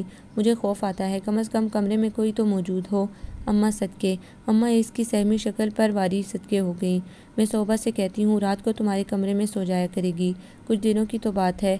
मगर अम्मा, भाई मान जाएंगे। वो क्या सोचेंगे कि वो क्या सोचेगा? वैसे भी तो इसे भाइयों के पास भेज रहा था। तुम्हारे साथ रह लेगी तो क्या आफत आ जाएगी? अम्मा ने इसे आते देख लिया था, इसीलिए लहजा बदल गया था। कैसा हुआ तुम्हारा पेपर? शोभा ने शरबत का गिलास से पकड़ाते हुए पूछा। बस ठीक हो गया, हमरा ने जानबूझकर मायूसी से कहा। क्या मतलब? क्या अच्छा नहीं हुआ पेपर? शोभा की तशवीश असली थी। इसे हमरा की प्लानिंग याद नहीं थी। रात को अकेले कमरे में जागना पड़े तो अजीबोगरीब वहम घेर लेते हैं। पढ़ाई ठीक से होती नहीं है। अम्मा कह रही हैं कुछ दिनों के लिए आप मेरे कमरे में शिफ्ट हो जाएं। हमरा ने अम्मा से आंख बचाकर इसे इशारा किया, मगर इसे अपनी हैरत का इजहार मसनूई तौर पर करना पड़ा। मगर क्या? चंद दिनों में तुम्हारी मोहब्बत में कमी नहीं आ जाएगी? अम्मा का मखसूस अंदाज इसके हलक में गोला सा अटक गया। आपको क्या पता, चंद लम्हों में सब कुछ ख़त्म हो गया है मेरा। वो उठकर दोबारा किचन में चली गई। रात को खाने के बाद हमरा ने सबके उठते ही ज़ईम को घेर लिया। भाई, आपका चैन सुकून कुछ दिनों के लिए उधार चाहिए। हमरा ने बर्तन उठाती हुई शोभा पर नज़र डालकर भाई को शरारत से देखा। क्या मतलब है तुम्हारा? बहन की शरारत पर वो गड़बड़ा उठा। मतलब भाभी, आज से वो मेरे कमरे में सोया करेंगी। तुम बहुत शैतान हो गई हो। ज़ईम ने इसका कान पकड़कर खींचा तो वो चिल्ला पड़ी। भाभी बचाएं प्लीज़, मैं भाई बहन के मामले में कैसे बोल सकती हूँ? इसने कोशिश की थी कि अपने लहजे को पहले जैसा रखे। कैसे नहीं बोल सकती? आप भाभी नहीं है मेरी। हूँ तो, मगर हमरा फजूल बातें छोड़ो और ये बताओ ये चक्कर क्या है? ज़ईम ने मशकूक अंदाज में शोभा को देखा। वो नज़रें झुकाए अपने काम में मसरूफ़ रही, जबकि हमरा भाई के तासुरात नोट कर रही थी। आप किस चक्कर की बात कर रहे हैं भाई? हमरा की बात पर वो ठिठका ज़रूर था, मगर ख़ुद को नॉर्मल रखने की कोशिश में था। ये ही कि पहले तो कभी तुम्हें इम्तिहानों में किसी को अपने कमरे में सुलाने का ख्याल नहीं आया, अब ये अचानक। मैं अम्मा से पहले ही कह रही थी कि भाई नहीं मानेंगे, मगर अम्मा तो। हमरा ने नाराज़गी दिखाई। हमरा स्वीट सिस्टर, मैं एतराज़ कब कर रहा हूँ? मैंने तो ऐसे ही पूछा था, प्लीज़ अम्मा से कुछ ना कहना। ज़हीम के जवाब पर हमरा बज़ाहिर मुस्कुरा दी। सोहबा मौजूद नहीं थी। भाई सच सच बताएं, आपिस की बात है, आप इतने दिन भाभी की गैर मौजूदगी बर्दाश्त कर लेंगे? हमरा, बहन की शोखी पर आखिर इससे बड़ा भाई बनना ही पड़ा। चलो शाबाश, उठो पढ़ाई करो चलकर। हरियब, जा तो रही हूँ। वो भाई के झपट पर मुंह बनाती उठ खड़ी हुई। भाभी फारिग होकर अपना सामान लेकर आ जाइएगा। ज़रा रुककर एक नज़र भाई के सपाट चेहरे को देखा। बिल्कुल बेरंगो बेतासुर चेहरा था इनका। वो दिल महसूस कर रह गई। भाभी का उजड़ा हुलिया कुड़ने पर मजबूर कर रहा था। फिर कितने दिन इसे खुद को नॉर्मल करने में लगे। हालांकि इसे ज़हीम के साथ अम्मा के रवैयों और भाभीयों की खोजती निगाहों का सामना भी था। दोनों बारी बारी ज़हीम के बदले रवैयों को जताकर इसे कुरेदने की नाकाम कोशिश कर चुकी थीं। वो बमुश्किल इन्हें मुतमईन कर पाती थी। ज़हीम की मौजूदगी में ज़्यादातर इसी के करीब रहती, चाहे वो नज़र उठाकर भी ना देखता, मगर इसे तो सबको मुतमईन करना था। इसके भाई इससे मिलने कम ही आते थे। इसकी खैरियत या तो ज़हीम से पूछ लेते या फिर कभी कभार फ़ोन कर लेते। वो इन्हें भी झूठे बहलाओं से बहलाती, अपने ना जाने पर ख़ुद पर इल्ज़ाम ले लेती। इसके बरक्स ज़हीम के रवैयों में ज़रा भर भी लचक पैदा ना हुई थी। इसने तो दिखावे का ताल्लुक भी नहीं रखा था। इसे सोहबा की कोई परवाह ही ना थी, बस एक चुप साथ ली थी। हमरा का आखिरी पेपर था और इसे फ़िक्र थी कि आइंदा क्या होगा। अभी तो हमरा की आड़ में बात छुपी हुई थी, फिर सबके सामने आ जाएगी। अम्मा अलग मुश्तबा नज़रों से देखने लगी थी। कभी कभी इसे महसूस होता अम्मा इनके दरमियान मौजूद खलीज को देख चुकी हैं। तभी इनका रवैया और भी रूखा होता जा रहा था। आज फिर वो हमरा से अपने खदशे बयान कर रही थी। भाभी आप कब तक ऐसे डरती रहेंगी? मेरे ख्याल में आप भाई से दो टोक बात करें। वो आपको बर्दाश्त नहीं कर सकते, आपको इज़्ज़त नहीं दे सकते, तो आपको आपके भाइयों के पास छोड़ाएं। कम से कम किसी बात का खौफ तो नहीं रहेगा कि फ़लाँ को पता लग गया तो क्या होगा, इसको इल्म हो गया तो ये हो जाएगा। कब तक छुपाएंगे आप सबसे? कब तक छुपा सकती हैं? एक न एक दिन तो सबको पता लग ही जाएगा। ज़रा आईना देखें कि आपकी हालत किसी से कुछ छुपा रहने देगी। हमरा गुस्से में भरी बैठी थी।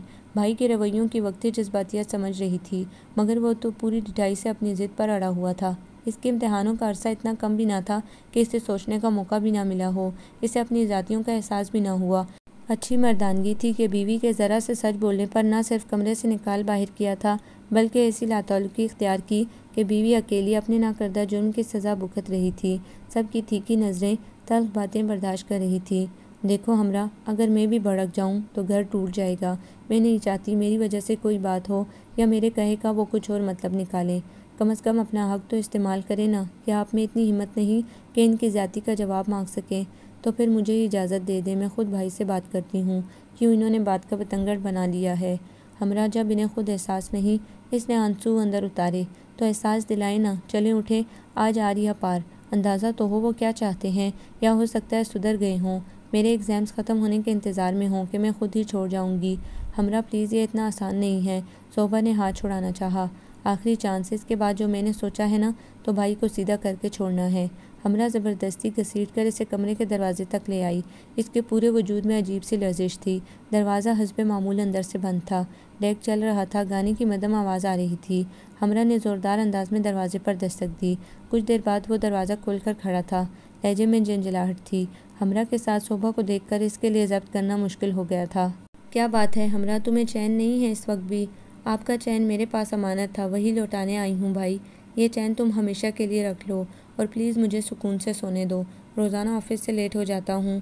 वो अजहर संजीदगी से कह रहा था। शोभा को यकीन था कि वो जो कह रहा है पूरे होशो आवाज़ में कह रहा है, जबकि हमरा बेयकीनी में गिरी थी। भाई, आप शायद सोते में उठ कर आए हैं, इसीलिए बेसोचे समझे बोल रहे हैं। मेरी प्यारी बहना, मैं पूरे होशो आवाज़ में हूँ।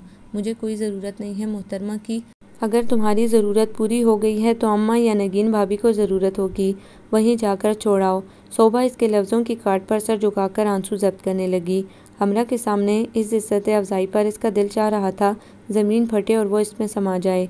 ज़हीम भाई, आप। हमरा को अल्फाज नहीं मिल रहे थे कि बड़े भाई को मलामत कर सके, और जब भी ज़ोहरा भाभी अचानक आ गई थीं। तीनों को खबर ही ना हुई। वो सारी बातें सुन चुकी थी और इन्हीं बातों से मामला भी अच्छी तरह समझ चुकी थी। नगीन की तबीयत ख़राब हो गई थी। अम्मा के कहने पर ज़हीम और शोभा को बुलाने आई थी। अम्मा ने बुलाया है तुम दोनों को, नगीन को हॉस्पिटल ले जाना है। ज़ोहरा भाभी की आवाज़ सुनकर तो जैसे इसकी जान ही निकल गई। इर्द गिर्द अंधेरा फैलने लगा। जिस लम्हे से वो बचती आई थी, आज वो सर पर खड़ा सब कुछ अयां कर गया था। इसकी सारी मेहनत, सारी रियाजत अकारत गई थी। बुखार तो इसे काफ़ी दिनों से था, इसलिए वो मुज़महिल तो पहले ही से थी। ज़ईम के रवैयों और बेतनाइयों ने भी इसे तोड़ डाला था। रही सही कसर ज़ोहरा भाभी पर इंकशाफ ने पूरी कर दी थी। वो तसव्वुर की आंख से अपनी ज़िल्लत और तौहीन का मंजर साफ देख रही थी। फिर अचानक ही वो चकरा कर गिर पड़ी थी, जबकि ज़ोहरा ने कोई नोटिस ना लिया और अपनी बात कहकर पलट गई। ज़ईम भी अम्मा के हुक्म की तामील में जल्दी से गाड़ी की चाबी लेकर निकला। हमरा घबराई हुई इस पर झुकी और फिर बेसाख्ता ज़ईम को पुकार बैठी, भाई भाई देखें भाभी को क्या हुआ है। वो एक लम्हे के लिए रुककर तल्खी से बोला, अगर मैं इसकी नाज बर्दारियों में लग गया तो अम्मा के अताब से तुम बचाओगी। ज़ईम भाई आपको क्या हो गया है? आपको तो खबर भी नहीं वो कितने दिन से बीमार हैं। वो इनके पीछे लपकी, मैं इंसान हूँ, मुझे इल्हाम नहीं होते और ना ही डॉक्टर हूँ कि इसका इलाज करूँ। पानी वानी डालो, अभी होश में आ जाएगी। भाई आपकी जिम्मेदारी है, ऐसी हालत देख कर भी आप भागे जा रहे हैं। मेरे ख्याल में नगीन भाभी की हालत ज़्यादा ख़राब है और इस वक्त वो मेरी जिम्मेदारी है। अगर तुम्हें हमदर्दी हो रही है तो तुम ले जाओ। चलते चलते वो दोनों बाहर पोर्च में गाड़ी तक आ गए थे। ज़ोहरा भाभी नगीन भाभी को लेकर आ रही थी और अम्मा चादर की बकल मारे पहले ही मौजूद थी। सोहबा नहीं आई। इन्होंने रास्ते पर दूर तक देखा। अम्मा भाभी बेहोश होकर गिर पड़ी हैं और भाई को परवाह ही नहीं। हमरा चिटक गई। लहजे में दुख की आंच थी। क्यों, क्या पहाड़ टूट पड़ा है उस पर? अम्मा के लहजे की मखसूस तलखी हमरा को बुरी तरह महसूस हुई। गाड़ी का लॉक खोलते हुए ज़ईम भी चंद लम्हों के लिए साकित हो गया। पहाड़ ही तो टूटा है और तोड़ने वाले भी ये सामने खड़े हैं। अम्मा, नगीन की तबीयत बिगड़ रही है, ये फजूल की बहस बाद में भी हो सकती है। ज़ोहरा भाभी ने नगीन को गाड़ी में बिठाते हुए बहुत बेजारी और नागवारी से कहा। अम्मा जान भी भतीजी की फ़िक्र में मज़ीद मुब्तला हो गईं। ज़ईम को फ़ौरन चलने के लिए कहा। इस वक्त इन्हें बेटी की आंखों में देखने का भी वक्त ना था। अम्मा, शोभा भाभी की हालत भी तशवीशनाक है, आप प्लीज़ इन्हें भी हॉस्पिटल ले जाएं। हमरा ने आखिरी कोशिश के तौर पर खिड़की से अंदर झांकते हुए अम्मा को यकीन दिलाना चाहा। हमरा, बचपना ना दिखाओ, देख नहीं रही नगीन को, तुम्हें शोभा की फ़िक्र पड़ी है। इसे कुछ होता या हालत ख़राब होती तो क्या ज़ईम छोड़ जाता? इसे फ़िक्र ना होती। चलो पीछे हटो। ज़ईम, तुम क्या सोचने लगे? गाड़ी चलाओ। ज़ोहरा भाभी ने इससे अच्छी खासी झाड़ पिला दी। वो लोग घर से जा चुके थे। हवास में आते ही वो अंदर भागी। शोभा वहीं बेहिस्सो हरकत पड़ी थी। पानी के छींटे मारकर इसे होश में लाने की कोशिश आखिर कामयाब हो गई। शोभा ने कराहते हुए किसमिसाकर आंखें नीमवा की। शिद्दत दर्द से आंखें और होंठ लरस रहे थे। भाभी आप ठीक हैं? प्लीज़ हिम्मत करें, अपने कमरे में चलें। हमरा की समझ में नहीं आ रहा था कि वो क्या करे। शोभा को एक तो बुखार की वजह से कमज़ोरी थी, दूसरे वो उम्मीद से थी। उसे अपनी कैफियत का सही अंदाज़ा ना था। घर में किसी को ना इससे दिलचस्पी थी और ना ही किसी ने इस पर तवज्जो दी थी। वो अपनी कैफियत, अपनी तबीयत की गरानी को ज़ईम की बेतनाई समझ रही थी। अब गिरने से इसका अबॉर्शन हो गया था। पहली बार वो उम्मीद से हुई थी, इसलिए वो जान ना सकी थी कि इसके साथ क्या हो चुका है। तकलीफ़ से बुरा हाल था। हमरा के लिए भी ये बिल्कुल नई सूरत हाल थी। वो भी इसकी हालत पर घबरा गई थी। नगीन भाभी की तबीयत ठीक नहीं थी। भाई साथ गए हैं। सलमान भाई और बड़े भाई शहर से बाहर हैं, इसलिए वो ज़ईम भाई हमरा जाने क्यों वजाहत पेश करने लगी। असल में वो इसकी हालत का खुद को ज़िम्मेदार गर्दान रही थी। हमरा प्लीज़ हसीब भाई को फ़ोन कर दो। शोभा ने बमुश्किल अपनी बात पूरी की। अब इसके लिए बर्दाश्त करना मुश्किल हो गया था।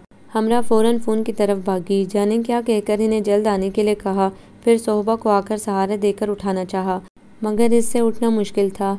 हमरा, हिम्मत नहीं है मुझ में। वो बुरी तरह कराही। हमरा इसके बेडरूम में घुस गई। इसकी चादर तलाश की, एक सूट बैग में डाला। फ़िलहाल तो इसकी समझ में यही आ रहा था। इतनी देर में इसके दोनों भाई हसीब और मुनीब आ गए। परेशानी इनके चेहरे से ज़ाहिर थी। आते ही ज़ईम के बारे में पूछा। हमरा ने नगीन भाभी के साथ जाने के बारे में बताया। भाइयों ने बहन की यह हालत देखी तो तड़प उठे। फ़ौरन से पेशतर इसे बाहों में उठाकर बाहर लपके। हमरा भी बेसोचे समझे इनके पीछे भागी, मगर वो इससे भी पहले बहन को गाड़ी में डालकर ले जा चुके थे। वो वहीं पोर्च की सीढ़ियों पर बैठकर रोने लगी। सबके रवैयों ने इसे आज़ादा कर दिया था। ख़ास तौर पर ज़ईम के रवैये ने इसे बेहद मायूस किया था। वो कैसे शोभा को इस हालत में छोड़ गया था।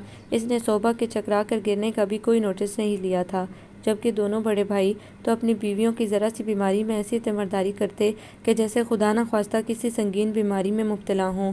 ज़रा से सर दर्द को भी मसला बनाकर डॉक्टर की तरफ भागे जाते थे, जबकि ज़ईम को अपनी बीवी की हालत का ज़रा ख्याल ना था। दुख इसके अंदर उतरने लगा। वो न जाने कितनी देर से वहाँ बैठी हुई थी। इसे वक्त का एहसास ही ना था। फ़ोन की घंटी ने इसे न सिर्फ चौंका दिया बल्कि खौफजदा भी कर दिया था। इसे यकदम यह एहसास हुआ था कि वो घर में अकेली है। इसने बहुत घबराहट में फ़ोन अटेंड किया। दूसरी तरफ हसीब था। इसने करीबी प्राइवेट हॉस्पिटल का पता बताया था और ज़ईम को भेजने की ताकीद की थी। हमरा को सोबा की फ़िक्र लाहक थी। भाभी ठीक तो हैं? इसने बेताबी से पूछा। नहीं, वो ठीक नहीं है। ज़ईम जैसे ही घर आए इसे फ़ौरन हॉस्पिटल भेज दें। हसीब का नम लहजा हमरा के दिल में हलचल मचा गया। वो इस वक्त बहुत तल्ख हो रही थी, मगर क्या करती, वो दिल के हाथों मजबूर थी कि मुकाबिल इसका अपना सगा भाई था। वो लोग सुबह दिन मैटरनिटी होम से वापस आए थे। नगीन का केस नॉर्मल था। अल्लाह ताला ने अपनी रहमत से नवाजते हुए इनकी दरीना ख्वाहिश पूरी की थी और एक बेटा जोली में डाल दिया था। चारों नन्हे मेहमान के साथ खुशी खुशी लौटे थे। ख़ास तौर पर अम्मा का चेहरा दमक रहा था। हमरा अभी तक फ़ोन के पास बैठी जाग रही थी कि शायद सोबा भाभी की खैर खबर आ जाए, मगर इंतज़ार लाहासिल रहा था। नगीन को लेकर अम्मा और ज़ोहरा भाभी इनके कमरे में चली गईं, जबकि ज़ईम थका हारा अपने कमरे की तरफ बढ़ते हुए कॉरिडोर में हमरा को देखकर ठिठक कर रुक गया। हमरा, अभी तक सोई नहीं हो तुम? वो इसके करीब आ गया। हमरा इसकी आवाज़ पर चौंक कर उठकर खड़ी हो गई और अपने बहते आंसू पोंछते हुए मुंह मोड़ लिया। तुम रो रही हो? क्यों? क्या बात है स्वीटी? वो बेहद तशवीश से बोला। आप मुझसे बात मत करें। इसके लहजे में खफगी के साथ आंसू भी आ गए तो वो ज़ब्त ना कर सकी। अम्मा भी वहीं चली आई। ज़ईम, ज़रा अपनी बीवी को जगा दो। ज़ोहरा काफ़ी थक गई है, अब ज़रा वो भी आराम कर लेगी। बात करते करते इनकी नज़र हमरा पर पड़ी। हमरा, मेरी बच्ची, तू अभी तक जाग रही है? क्या बात है? अम्मा भी इसके जागने पर हैरान हो रही थी। भाभी यहाँ नहीं है, किसे जगाएंगे? क्या मतलब? ज़ईम हैरान हुआ। अम्मा तिड़क कर बोली। कहाँ चली गई वो इतनी रात को और किसके साथ? प्लीज़ प्लीज़ अम्मा, कोई गलत बात मुँह से मत निकालिएगा। लो सुनो, मैं क्या गलत कहने जा रही थी? खुद ही तो कह रही हो घर में नहीं है, तो मैं नहीं पूछूंगी। ऐसा कौन सा इसका सगा आया था जो इसको रातों रात? अम्मा, आखिर सोबा भाभी के साथ ही आपका रवैया ऐसा क्यों है? आप हम सब के लिए बहुत अच्छी हैं, बहुत मेहरबान हैं, मगर भाभी के लिए क्यों नहीं है? क्या वो भाग कर आई थी या आप इन्हें ब्याहने नहीं गई थी? आप जानती हैं आप लोगों के रवैये ने इनकी क्या हालत बना दी है। न जाने वो किस हाल में होंगी। कि क्या हुआ है सोहबा को? ज़ईम की परेशानी इसके लहजे इसके चेहरे पर छलक आई।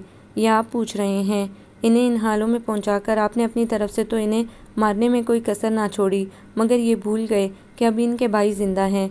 हमरा, मेरी बहन, प्लीज़ मुझे बताओ इससे क्या हुआ है? वो क्यों गई है? वो ठीक तो है ना? फिर एकदम उठ खड़ा हुआ। अम्मा, मैं जा रहा हूँ।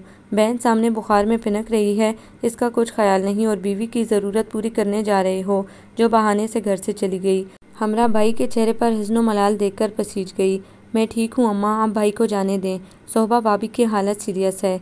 हमरा ने खुद को संभाला। ए लो, हालत सीरियस है। रात तो बली चंगी फिर रही थी, ऐसी क्या आफत आ पड़ी कि आपे से ही बाहर हो गई। खुदा के लिए अम्मा खुद को बदलें। मुझे डर है कि आपका किया मुझे भरना पड़ेगा। सोबा भाभी भी किसी की बेटी और बहन है। अगर कल को मेरे साथ ऐसा हुआ, मुझे भी यही हालात सहने पड़े, तो बताएं आप लोग क्या करेंगे? वो आप लोगों की जातियों की वजह से मौत के दोराहे पर खड़ी है। यही सब किसी और ने मेरे साथ किया तो फिर क्या होगा? वो रंधे गले से कहती उठ खड़ी हुई।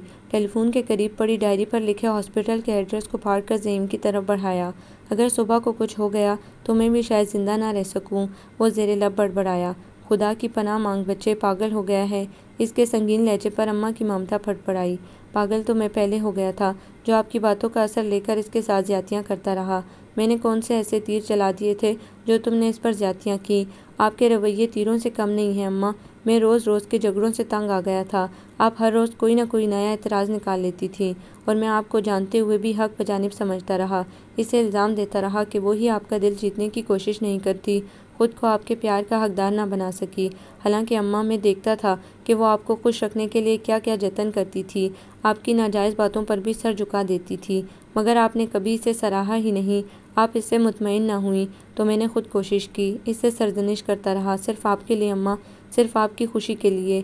मैंने अपनी भी कई ख्वाहिशों का गला घोंटा है। आप अब तक इसे कबूल नहीं कर सकी हैं। इससे तो बेहतर था कि आप तभी ना मानती। ज़ईम सचमुच मलाल और अफसरदगी की तस्वीर बना हुआ था। अम्मा पहले तो मारे हैरत के मुंह खोले इसे सुनती रहीं, फिर इसके चुप होते ही बोली, ए लो, मेरी अपनी औलाद ही मुझसे बदगुमान है, औरों का क्या है? क्या जुल्म तोड़े हैं मैंने तेरी चहीती पर, और कब मैंने तुम्हें पटियाँ पढ़ाई हैं कि मेरे खुशनुदी के लिए इससे बदसलूकी करो? मुझे तो खबर ही नहीं तुम दोनों में कोई चपकलिश है। ये तो वो बात हुई, अपने दिल कोटे दूसरों पर इल्ज़ाम। यही सुनाने को रह गया था ज़ईम। तुमसे तो यही उम्मीद थी मुझे। बीवी के लिए तुम माँ की सारी मोहब्बतें, कुर्बानियाँ भुला बैठे हो, सिर्फ उस लड़की के लिए। अम्मा सख्त गुस्से में थी। वो बीवी के लिए माँ पर इल्ज़ाम रख रहा था। ज़ईम भाई प्लीज़ आप जल्दी जाएं, ये बहस फिर कभी हो सकती है। हमरा ने भाई को झंझोड़कर होश दिलाया। तुम भी चलो, तुम्हें भी ट्रीटमेंट की ज़रूरत है। ज़ईम हमरा को साथ लिए अम्मा को बोलता छोड़कर बाहर निकल गया। अम्मा सोबा को इल्ज़ाम दे रही थी कि इसी ने इनके बेटे पर जादू कर दिया है। अम्मा के कोसने ज़ईम को नागवार लग रहे थे। एहसास नदामत इसे अलग घेरे हुए था। सोबा के भाइयों और अपने दोस्तों से सामना करने की सकत ना थी, मगर फिर भी 10 मिनट का रास्ता 6-6.5 मिनट में अबूर करके वो इमरजेंसी में मौजूद था। सबसे पहले इसका सामना हसीब से हुआ। दोनों भाई असल वाक़े से बेखबर थे। जबकि ज़ईम समझ रहा था ये लोग वाकिफ़ हो गए, तभी जाते ही माज़रत करने लगा। आई एम सॉरी हसीब, मैं वाकई बहुत शर्मिंदा हूँ। मेरे रवैयों की वजह से सोबा इतनी तकलीफ़ में है। प्लीज़ तुम लोग मुझे माफ़ कर दो, आइंदा ऐसा नहीं होगा। ज़ईम की निदामत से झुकी आंखें, लजाजत आमेज़ लहजा हसीब को ठिठकने पर मजबूर कर गया। डॉक्टर ने भी कहा था कि ये मिसकैरेज मुसलसल डिप्रेशन की वजह से हुआ है। जबकि दोनों भाई तो समझते थे, बल्कि इन्हें यकीन था कि ज़ईम कभी इनकी बहन पर किसी परेशानी की परछाई तक ना पड़ने देगा। कुजा ये हालत। फ़िलहाल खामोशी इख्तियार की, बस एक शौकी निगाह डालकर इसे कंधे से थामकर आगे बढ़ा। सोबा को अब कोई ख़तरा नहीं है, वो ठीक है। मगर हमरा जो इनके पीछे आ रही थी, हसीब के मुंह से सोबा की खैरियत सुनकर शुक्र अदा करने लगी। लेकिन ज़ईम इसकी मगर पर खौफज़दा हो गया। मगर एबॉर्शन हो गया है, हसीब ने कदरे झिझकते हुए बताया। क्या? ये इंकशाफ इसके लिए बेहद अज़ियतनाक था। इसके गुस्से, इसकी अना ने इसे कितने बड़े नुकसान से दो चार किया था। वो शॉक्ड हालत में चुपचाप सुने गया। वो डॉक्टर कह रही थी कि आइंदा बहुत एहतियात की ज़रूरत होगी और इसके लिए सोबा का खुश रहना बहुत ज़रूरी है। हसीब, आइंदा तुम्हें कोई शिकायत नहीं होगी। प्लीज़ मुझे इसके पास ले चलो, मैं इसे देखना चाहता हूँ, ज़ईम ने बेकरारी से कहा। सोबा को देखने से पहले मैं तुमसे एक बात कहना चाहता हूँ। हसीब ने संजीदगी से एक नज़र बराबर में खड़ी हमरा पर डाली, जो अब पहले से काफ़ी बेहतर लग रही थी। ज़ईम, मैं नहीं जानता कि सोबा की इस हालत का कौन जिम्मेदार है, तुम्हारे घर का माहौल या कोई और वजह है। अब तक हम बेखबर हैं। तुम जानते हो, मैं और मुनीब सोबा की आंख में एक आंसू भी बर्दाश्त नहीं कर सकते। आज तक हमने इसकी हर ख्वाहिश को पूरा करने की कोशिश की है। वो हमारे लिए सिर्फ बहन ही नहीं, बेटी भी है। इसके दुख, इसके आंसू हमें कितनी तकलीफ़ देंगे, इसका तुम अंदाज़ा भी नहीं लगा सकते। अब तक दोनों के दरमियान जो कुछ भी हुआ, बखुदा हम बेखबर हैं। सोबा ने कभी अपने घर के मामलात हमसे डिस्कस नहीं किए, मगर तुम्हारे आज के रवैये, तुम्हारे एहसास नदामत ने मुझे बहुत कुछ समझा दिया है।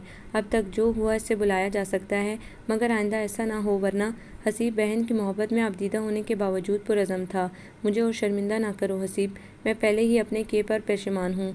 बस गुस्से और जज्बात में पागल हो गया था। तुम कभी आइंदा सोबा से एक हरफ शिकायत भी सुनो तो जो चाहे सज़ा देना, मैं एहतजाज भी नहीं करूँगा। ज़ईम ने इसका हाथ थामकर इसे यकीन दिलाना चाहा। हसीब इसकी आंखों में इजहार नदामत की झिलमिलाहटें देख चुका था। इसने आगे बढ़कर इसे गले से लगाकर खुले दिल से माफ़ कर दिया। फिर इसे लेकर सोबा के पास आ गया। सोबा होश में आ चुकी थी। हसीब ने बहन पर कुछ भी जाहिर ना होने दिया। इससे खैरियत पूछी और ज़ईम को वहाँ छोड़कर बाहर निकल गया। सोबा ने खाली नज़रों से इसे देखा। वो हिम्मत करके इसके पहलू में बैठ गया। वो बेहद कमज़ोर और जर्द हो रही थी। सोबा, मैं तुमसे माफ़ी मांगने के भी काबिल नहीं हूँ, मगर फिर भी तुमसे दरख्वास्त कर रहा हूँ कि मुझे माफ़ कर दो। तुम्हें अब ज़िंदगी में कभी मुझसे कोई शिकायत नहीं होगी। प्लीज़ सिर्फ़ एक मौका दे दो। वो बेआवाज़ आंसुओं से रोने लगी। कहा कुछ भी नहीं, कहती भी क्या। इतनी ज़्यादतियाँ, इतने जुल्म सितम ढाने के बाद भी मर्द एक माफ़ी के लफ्ज़ से अपनी सारी ज़्यादतियों, अपने बदनुमा रवैयों पर पर्दा डाल देता है, जबकि औरत अपने नाकर्दा जराइम की सज़ा सह कर भी माफ़ी की ख्वास्तगार नहीं हो सकती। सुनो, मैं जानता हूँ मैंने तुमसे बहुत ज़्यादतियाँ की हैं।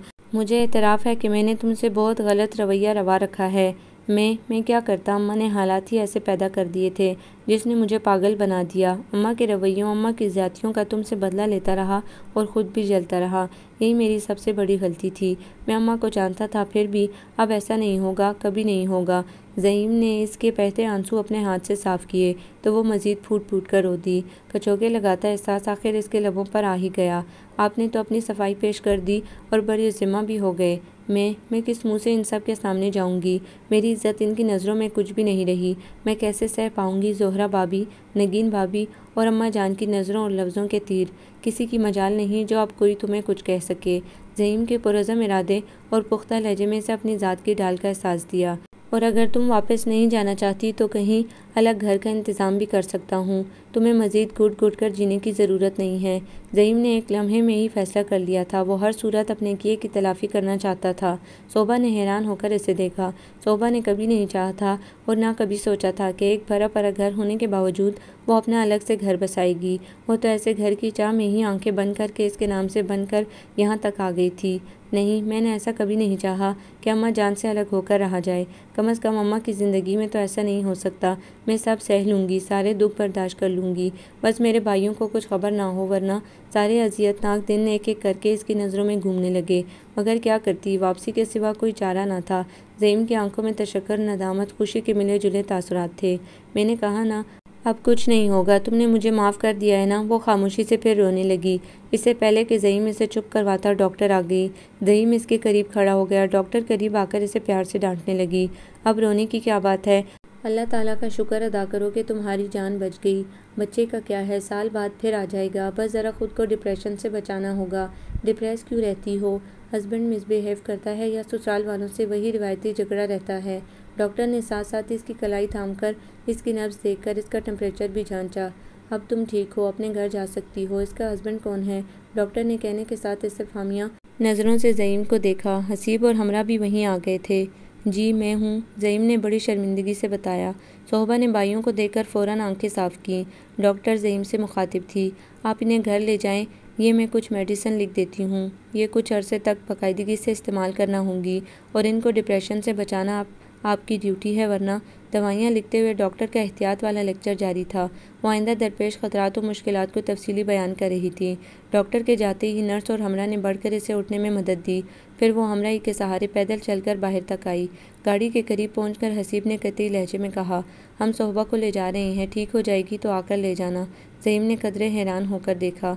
सोहबा ने एक नज़र शर्मिंदा खड़े ज़हीम पर डालकर भाइयों से कहा, नहीं भाई, मैं अपने घर जाऊंगी। जब ठीक हो जाऊंगी तो फिर रहने आऊंगी आपके पास।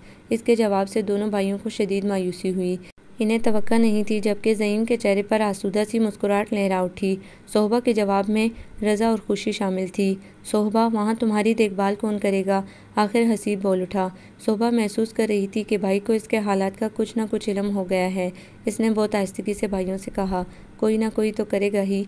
आपने ही तो कहा था कि कभी अपना घर छोड़कर ना आना, चाहे हालात कैसे भी हों। इसलिए प्लीज़ अभी मुझे जाने दें। लेकिन मुनीब को इसने बोलने से पहले रोक दिया। प्लीज़ भाई, ये मेरी खुशी है और इसकी खुशी वो कैसे रद्द कर सकते थे।